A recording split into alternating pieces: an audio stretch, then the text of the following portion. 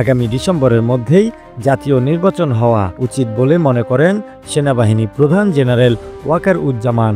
সূত্রের বরাতে একটি গণমাধ্যমে প্রকাশিত খবরে বলা হয়, নির্বাচনের বিষয়ে সেনা প্রধানের অবস্থান আগের মতোই। দেশের ভবিষ্যৎ পথ নির্ধারণের অধিকার একটি নির্বাচিত সরকারেরই রয়েছে। বুধবার 22 মে ঢাকা সেনানিবাসে সেনা প্রাঙ্গণে অফিসার্স অ্যাড্রেসে নির্বাচনের বিষয়ে স্পষ্ট করেন তিনি। নির্বাচন ছাড়াও আরও অন্যান্য বিষয় নিয়েও কথা বলেন সেনাপ্রধান।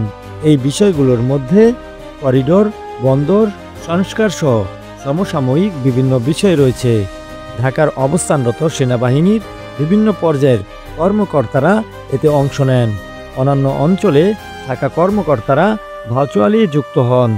এ সময় সেনাপ্রধান মিয়ানমারের রাখাইন রাজ্য মানবিক করিডোর সংক্রান্ত বিষয়ে কথা বলেন।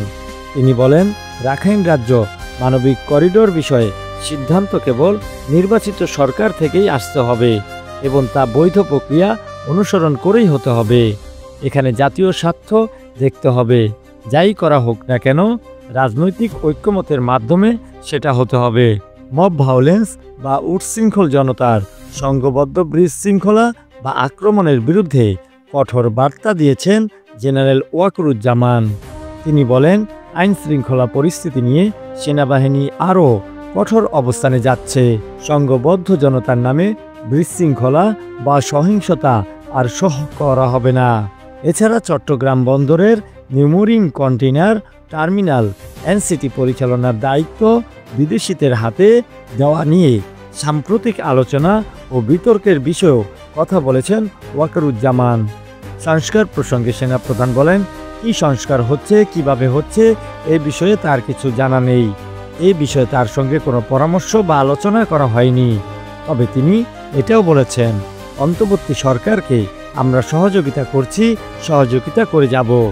সামনে ঈদুল আজহা, মানুষ যেন নিরাপদে ও উৎসবমুখর পরিবেশে ঈদ উদযাপন করতে পারে, সে ব্যাপারে সহযোগিতা চেয়েছেন জেনারেল ওয়াকারুজ্জামান।